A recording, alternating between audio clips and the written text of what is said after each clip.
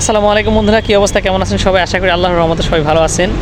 তো বন্ধুরা, এটা হলো আমাদের দ্বিতীয় ভিডিও, যে দালাল ছাড়া একা একা পাসপোর্ট কীভাবে করা যায়। তো এই নিয়ে আমাদের ভিডিও।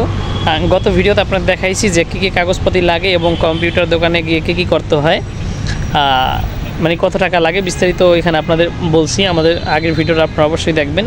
এবং এটা হলো দ্বিতীয় পার্ট। ওই কাগজপাতিগুলো আমরা যে নিয়ে আসছি, দেখেন এই যে এগুলো নিয়ে এখন আমি মাদারীপুর পাসপোর্ট অফিসে যাব। দেখেন ওই যে আমার উল্টা পাশে ওই যে ওইখানে হলো পাসপোর্ট অফিস।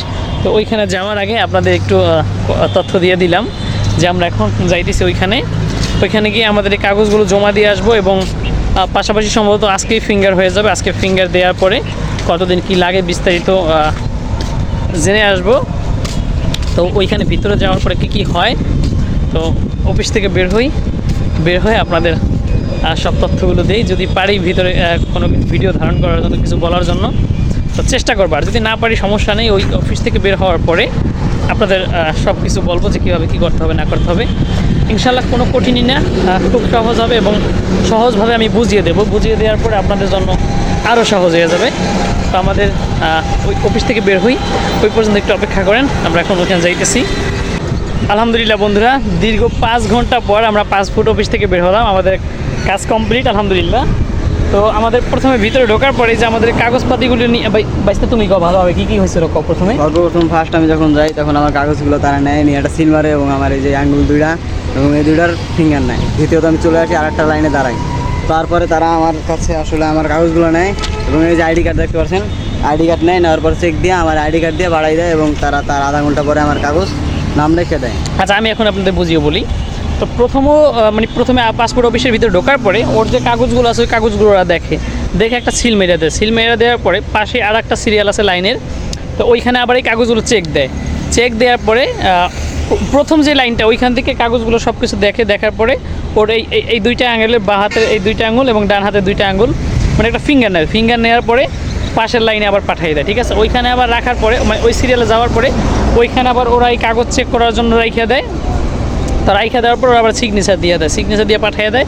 তারপরে আধা ঘন্টা পরে আবার এই কাগজগুলো আবার ওরে দেয় নাম ডাইকা, মানে সব চেক হয়ে গেলে এবং স্বাক্ষর দেওয়ার পরে যখন এই কাগজগুলো আবার দেয় আধা ঘন্টার পরে, এরপরে যাওয়া লাগে আবার ফিঙ্গার দেওয়া লাগে। তখন ছবিও সম্ভবত ছবি তোলে না?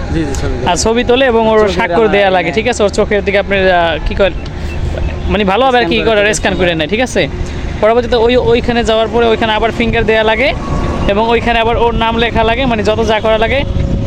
মানে আপনারা সহজে যেটা বোঝেন যে ফিঙ্গার নেয় ওইটাই সেই ফিঙ্গার। মানে কমপ্লিট করার পরে এরকম একটা স্লিপ দিয়ে দেয়, মানে রিসিট। মানে এইটা দিয়া প্রায় আরও 18 থেকে 20-22 দিন পরে ওর পাসপোর্ট চলে আসবে এবং ওর নাম্বারে মেসেজ আসবে।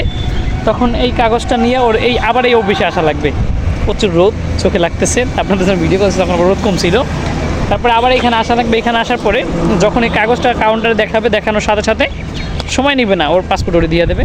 তো এতটুকু কাজ, বেসিক কাজ, মানে বেশি প্যারা না।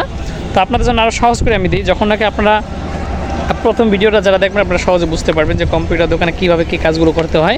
তারপরে ওই কাজগুলো শেষ করার পরে আপনাদের পাসপোর্ট অফিসে যাওয়ার পরে দেখবেন আপনার মতন বহুত মানুষ আছে, একজনে জিজ্ঞেস করবেন কীভাবে কী করতে হয়, হেল্প করবে আপনারা সব পার্ট টু পার্ট বুঝাইয়া দেবে। অনেক টাকা এখানে বেঁচে যাবে। কিন্তু আমি একজনের কাছে জিজ্ঞেস করছিলাম, সে দালাল দিয়ে করতেছে, এদিকে এখন অ্যাভেলেবেল হয়ে গেছে, তো এরকমই করা লাগে না। তো তার কাছ থেকে 8,000 টাকা নিতেছে, অনেক থেকে 9,000 10,000 টাকাও নেয়। তা আমরা 6,000 টাকার ভিতরে করে ফেলাইতেছি, আমাকে 2,000 টাকা বাঁচতেছে। এবং আপনি যদি দালাল দিয়ে করান তাও কিন্তু আপনাদের এখানে আসা লাগবে, সিরিয়ালে দাঁড়ানো লাগবে, ফিঙ্গার দেওয়া লাগবে, খাটনি একই, মাঝখান থেকে দালালে আপনি কতগুলো টাকা দেওয়া লাগবে।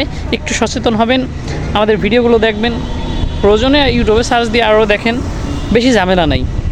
ঠিক আছে, আপনার অভিজ্ঞতা বাড়বে। মানুষের উপর নির্ভর না হয়ে নিজের কাজ নিজে করে। আমার ভাইস্তা ভালো একটা বলছে যে নিজের কাজ নিজে করেন, মানুষের উপর নির্ভর হবেন না, অভিজ্ঞতা বাড়ে। তো আমার জন্য দোয়া করবেন, আপনাদের জন্য ভালো ভালো ইনফরমেশন এবং সুন্দর সুন্দর ভিডিও দিতে পারি। তো এইটাই, ভিডিওটা শেয়ার করে দেবেন, যদি কাজে আসে অবশ্যই বলবেন, সুন্দর সুন্দর কমেন্ট করবেন, ভালো লাগবে দেখলে আমার ভালো লাগে। আল্লাহ হাফিজ।